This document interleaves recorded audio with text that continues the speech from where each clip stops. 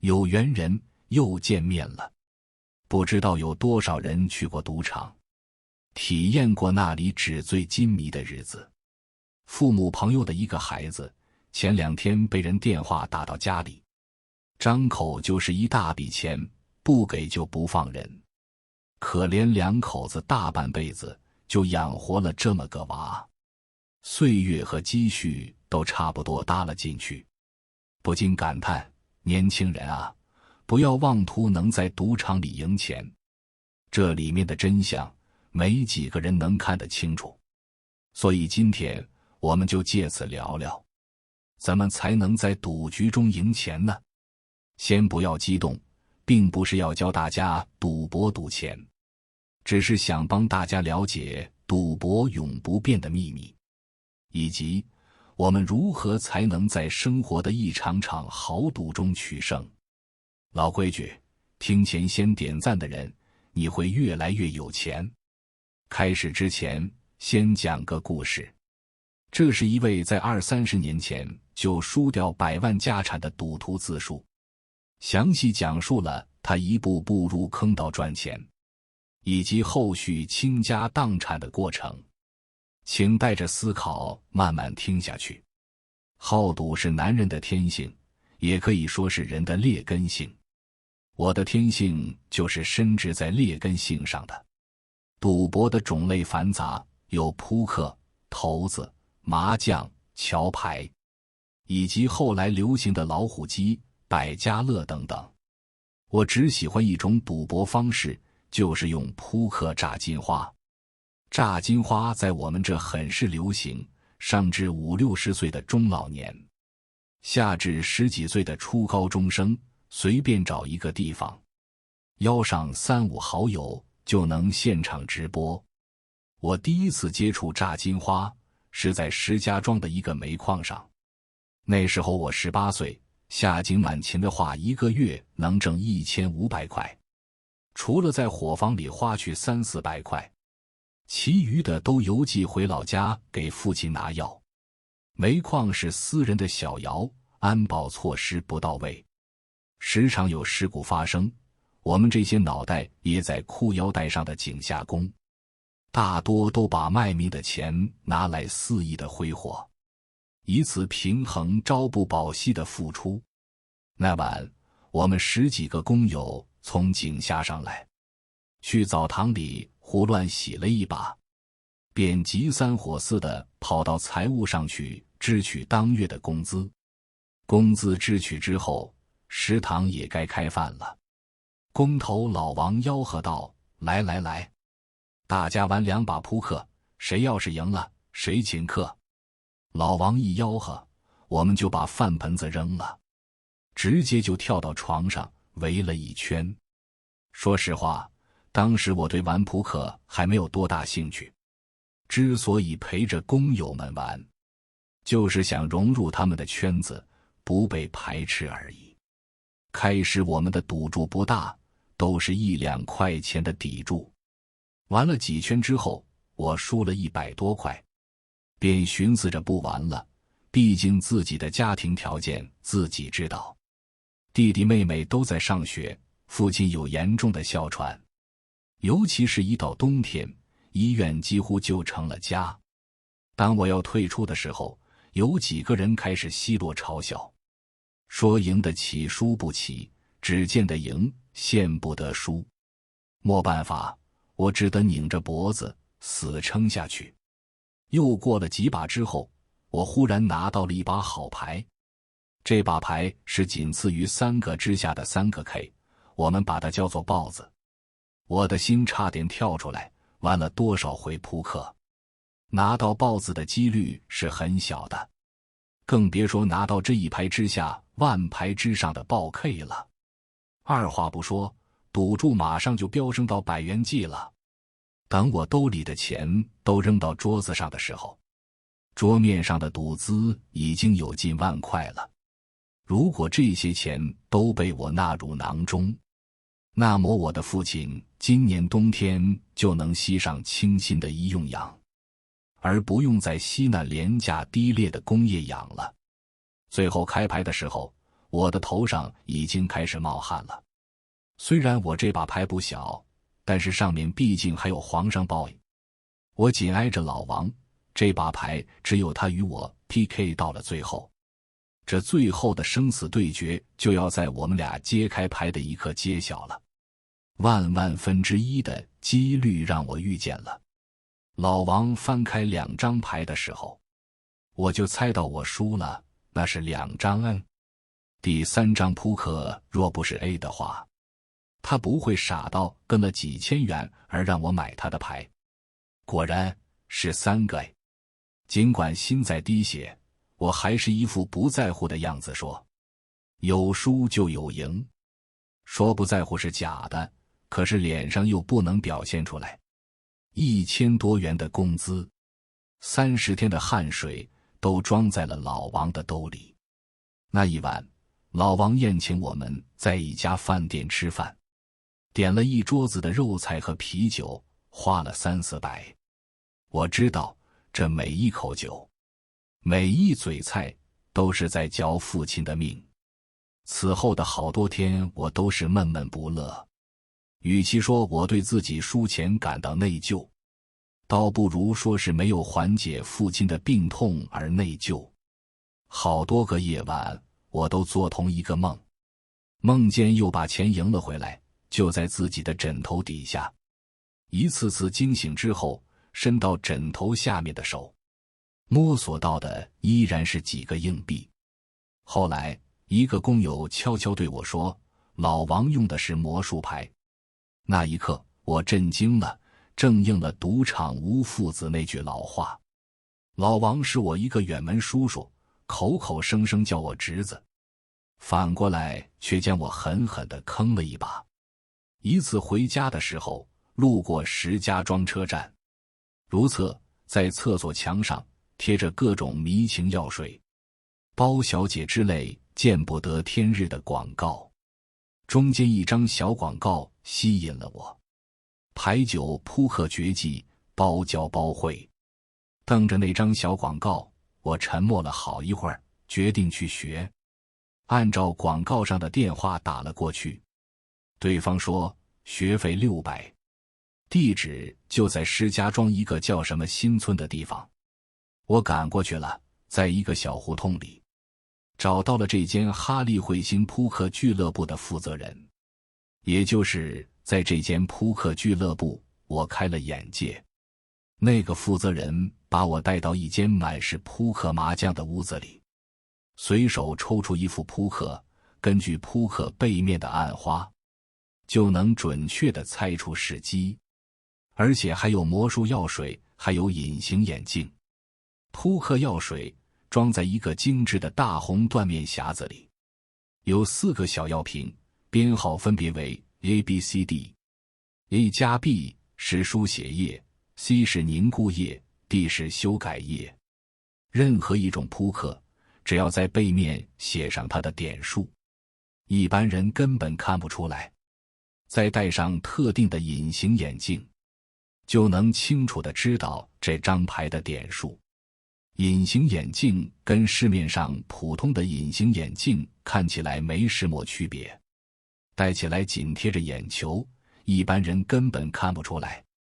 我最终以400元的价格买下了这隐形眼镜和药水。在之后一次和老王的对决中，我以秋风扫落叶之势，把之前的损失从老王兜里掏了出来。我以为找到了自己发财的门路，开始频频挑战那些工友。自然，这一段时间里，我是斩获颇丰。可是，久走夜路必撞鬼。一次，我正要复读，一个人在宿舍里往眼睛里塞眼镜。就在这时，一个工友无意间闯了进来，发现了我这个惊天秘密，叫嚷着我弄虚作假，要把我的事情传出去。我急忙塞给了他几百块钱，才堵住了他的嘴。不过我知道，这件事早晚都得被他泄露出去。那些工友们已经陆陆续续地输给了我2万多块。如果被他们知道了真相，后果我很清楚，于是我便偷偷地辞职了。辞职之后，我又在许多行当中辗转过，该打工打工，该赌博赌博，两不耽误。也就是中间我去当兵的那3年，消停了一阵。可是一退伍，回到老家这种环境中，体内的赌虫又蠢蠢欲动。都说赌博跟吸毒一样上瘾，我没吸过毒，但是赌博给我带来的快感确实无与伦比，让我沉迷。所以即便在我成家生子之后，我也没动过抽身的念头。有些人倾家荡产还在搏最后一把，何况我这种有一技傍身的。有一天，邻居小张找我说，邻村一个土豪一掷千金，每晚输赢都在几千几万之间，我们俩把他钓了鱼如何？我想都莫想，带着小张就去了。在去之前，我们先在赌窝附近的超市里放了好多扑克，说我是推销扑克的，让他们免费试卖。这些扑克老板不用下本，又能挣钱，何乐不为？只是他们不知道，这所有的扑克都是我动了手脚的。当我们到达赌窝的时候，土豪正好也在。赌场的老板拿出一副扑克，小张借口质量不好，便要起身去买扑克，而一边的土豪却制止了小张，扔给老板100块钱说，你去门口买2副扑克来，别人的扑克我不放心。是的，随着赌博的兴起，签术也是花样百出。一般的魔术牌，那些常玩的赌徒都能认出来。而我之前在超市里放的，是我自己专门跟扑克牌厂家定做的。为了降低可疑度，背面还故意做成了某酒厂的宣传照，乍一看就是酒箱里面的小奖品。老板买回扑克，我一看，正是我做了手脚的那种。那一晚，我和小张赢了个盆满钵溢，那个土豪整整输了30万。他回家和到银行取款机取钱就跑了好几次，后来实在是没钱了，就借了赌场老板几万块钱的高利贷，最后还把自己那辆8成新的帕萨特也抵押给了老板。过了2天之后，小张来找我，说老顺死了，他自己故意撞上了一辆正常行驶的大车，目的就是用赔偿给父亲留下一笔养老钱。我随口问了一句，老顺是谁？小张说，就是我们赢他钱的那个土豪啊。我一听这话，不禁吃了一惊，老顺，就是儿子被撞死的那个老顺吗？小张说，对，就是他。我的心马上就沉了下去。老顺儿子的事在我们县很是流传了一阵子。前年，老顺16岁的儿子，在一次晚自习回家的路上，被一辆车撞死了，肇事司机逃逸。可是由于天黑，后面的车看不清，依次从他身上碾压过去。等第2天找到的时候，整个人已经成了一滩烂泥，用铁锹都装不起来。我们村紧邻京广线，来往的大车很多，想找到肇事司机绝无可能。亲戚朋友想出了一个折中的办法，就是让他在京广线上拦路讨钱。这种事以前也发生过，当然肯定不被提倡。但为了弥补受害人的心灵创伤，有关部门也都是睁一只眼闭一只眼，给你2天时间。一旦影响交通，立刻也就制止了。就这样，老顺跪在路口，举着牌子，向过路的大车司机逐个收取赔偿，每辆大车收费200。那2天下着雨，他就这样在雨地里跪着，最后一共收了50多万。儿子埋了之后，他媳妇就疯了。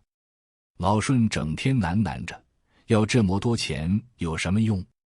于是便开始自暴自弃，沉迷于赌博，想以此来缓解或是麻痹自己的丧子之痛。我真没想到自己手里的钱竟然是一碗悲怆的孩子血。那几天我又开始陆续做梦，梦见我赢的钱被一个孩子追着要，他喊我叔叔，说请我把这些钱还给他爸爸。在梦里，孩子面目模糊，我始终认为是我逼死了那个以儿子性命换来的土豪。后来我想戒赌，不是我良心发现，而是随着科技的日新月异，出签的手段也不断推陈出新，什么变排器、激光码等等，这些技术性的工具都应用到了实际当中。更有一些远方来的出签高手，能玩出抵扣、偷牌、换牌这类绝技来。我知道我不过是趁着最早几年人们对赌博认知尚浅，挣了一笔遭罪的钱罢了。如今小县城已经不再是当年那个封闭的小县城，再者网络赌博也已经成了趋势，大有取代人手赌博的架势。赌博场上没有永远的赢家，不是都说吗？生手怕熟手，熟手怕高手，高手怕牵手，牵手怕失手。所以好赌的人无论男女，其实都是在刀尖上跳舞。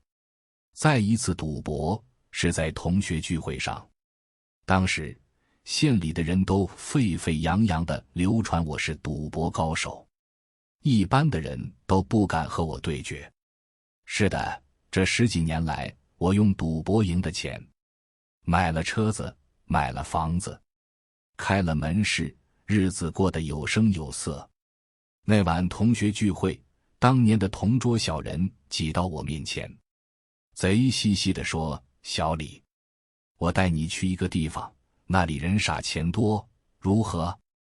就这一句人傻钱多，马上就撩拨得我心里痒痒。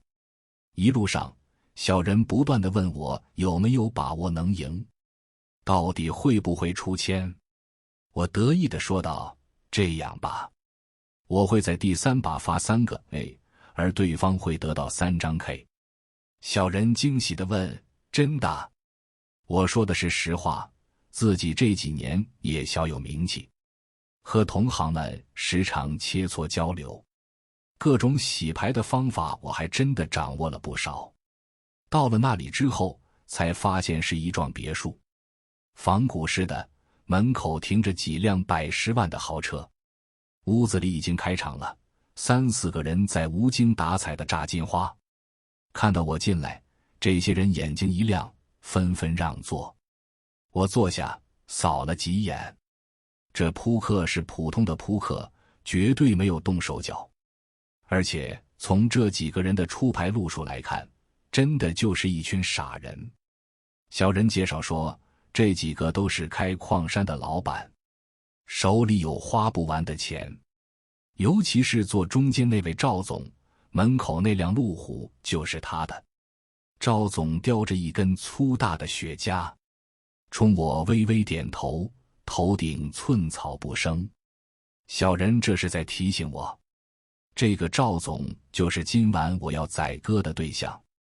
牌局开始后，前2把我只是胡乱的压住，输赢无所谓，真到了第3把的时候，我暗里做了手脚，3个 A 就发到了我身边，对面那个秃顶则是3个 K。 我既然知道我面前的是天牌，自然就一个劲儿的压住，而对面那个秃顶真是个傻逼一样，一个劲的跟住。可能是小人看出了端倪，或者说是怕我失手，颤抖着递给我一支烟。当我去接的时候，烟掉在了地上，我弯腰捡起来，点上，朝着小人笑笑，说：“没事，你去我的车里把钱拿出来。”车的后备箱里是进货的货款，以及山货商预付的100万定金。小人扛进来后，我直接就砸到了桌面。秃顶笑着说：“好爽。”可是对方还没有开牌的意思。我既然已经成竹在胸，完全不用害怕。一咬牙，把手拍在桌子上，我把房子押上。话音刚落，马上有人说：“空口无凭，立个字据吧。”有人找来一张纸，我就写上：“把某某处一处房产抵给某某人。”只要我输了，这字据就给人家了。秃顶再次笑笑说：“跟。”看着他的表情，我终于有点慌了。是啊，你再有钱，几百万的赌资都已经堆在桌子上了。对方肯定不是傻子，要是傻子也开不了路虎啊。说实话，这么大的我也是第一次玩，明显感觉身体里的血液都在奔涌。但人在杀红了眼睛的时候，理智是没有的。最后我还是把一门事又押了上去，买他的牌。牌开了，本应属于我的3个 A， 竟然不知道怎么跑到对方那里去了。那一刻我感觉天塌了。第一次我在煤矿上输的钱，不过是我1个月的工资，而这一次却是我一生的积蓄。我不知道自己是怎么开车回家的，也不知道我在医院里昏迷了几天。醒来的时候就是一个劲儿莫名的呕吐，吐的胆汁都出来了。老婆哭着拿着一张离婚协议，她说她不稀罕什么万贯家财，只想好好的和一个人过日子，不必担惊受怕，不用噩梦连连。我知道这辈子是翻不了身了。现在国家对赌博的打击力度一再加大，很多人都已经收手了。我即便想翻身，也是没有机会，也没有本钱了。老婆走了，带着孩子回了娘家，我感觉整个世界都要塌了。想起之前被我逼死的那个土豪，恐怕他当时和我一样的心境吧。傍晚的时候下起了小雨，我却感觉不到一丝寒意。我从儿子的存钱罐里倒出几个钢镚，到花圈店买了一堆纸钱，然后走到后山的一处山洼地，那里长眠着我的父亲。我用一把铁锹在父亲的坟墓旁边挖了一个坑，不大不深，容我下去正好。在我躺下去之前，我把手里的纸钱呼啦啦的一把火烧了，想了想又踩灭了，因为我怕黄泉路上那些赌鬼会扯住我的脚步。我决定干干净净的走，挥挥衣袖，不带走1毛钱的赌资。晚上，远处依稀传来焦急的声音，我知道那是叫我的，可是我却没有力气回应了。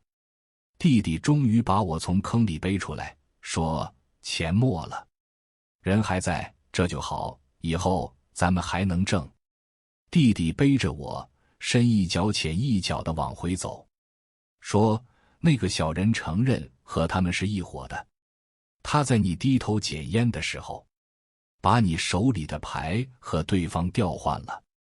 那个秃顶是他的舅舅。”我嗯了一声，虚弱地说：“你怎么知道？”弟弟说：“嫂子已经报案了，他们几个都被抓起来了。”弟弟又说：“警方让你去做笔录，检举揭发他们这个团伙赌博的犯罪事实。”我的心口忽然没有那么疼了。我想了想，叹了口气说：“不去了，那些钱本来就不属于我，就当捐了吧。”人到中年，我终于从赌博这条泥泞的路上走了出来。只有一击致命的赌博，才能让人幡然醒悟，金盆洗手。赌徒没有归路，大部分人倾尽一生，悲惨收场。也许我还算是有点慧根的赌徒，命运让我染赌，只是让我多体验一点丰富的人生。我戒赌后真的就不再赌，想到赌博就心痛。好了，这位兄弟的故事讲完了。听过这个故事后，不知道你有什么感想？你可能会觉得这个故事就是在教育大家不要碰赌博。当然，这个故事从结果来看，确实会阻挡了一些人入坑。但这其中的原因你有没有思考过？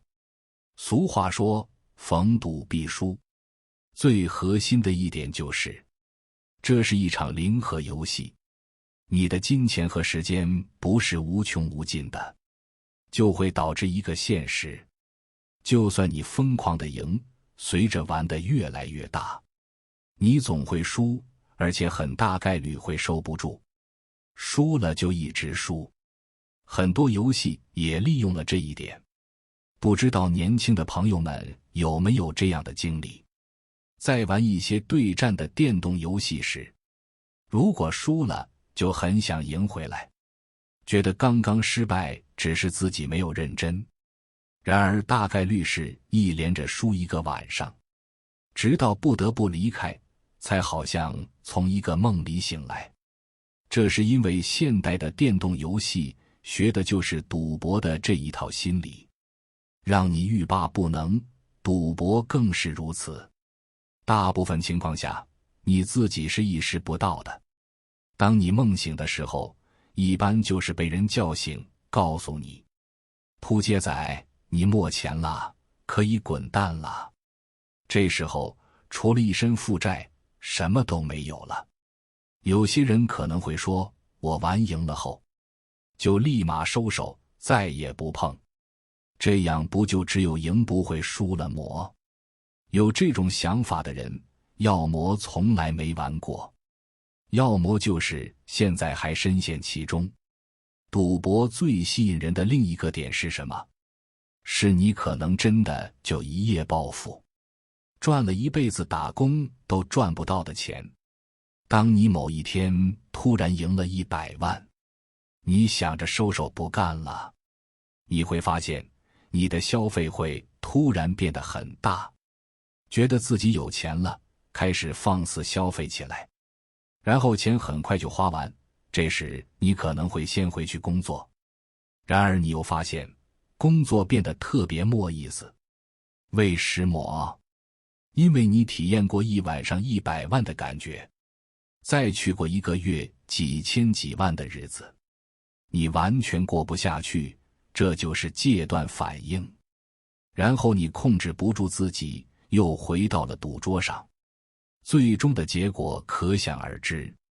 现在我们来回答一下开头的问题：为什么赌场一直是赢钱的？怎么才能在生活的赌局里取胜呢？首先，抛开上面这个故事，很多公开和知名的赌场都不会跟你耍老千，或者说你根本没资格让人家这样做。对于赌场而言，它的核心是抽水，所以他是最希望你们能一直玩下去的人。因为你赚了100万，赌场并不会亏100万，这100万是其他人亏的，赌场只是把大部分人的钱按运气手段分到了少部分人手里。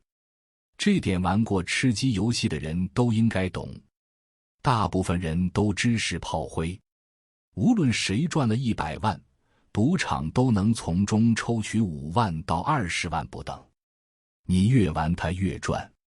所以对于生活中的赌局而言，也是一样的道理，不要入赌局，你要想办法成为赌局。当然并不是说让你去开赌场，而是在面临一些选择的时候，不要把自己放到一个选择题上面，多想想怎么做自己都能获益，哪怕利润少也无所谓。对人也是如此，除了竞争之外，如果能够与所有人都处于一个合作互利的关系中，短期和局部的亏损都可以接受，因为从长期来看，收益一定是持续的。有缘人，感谢你听到这里，相信你一定会越来越有钱。如果你感受到了收获，请订阅这个频道。我会持续为你分享和传递智慧。如果你有所感悟，欢迎在评论区留言，与大家一起交流你的心得。期待我们下次缘分的遇见。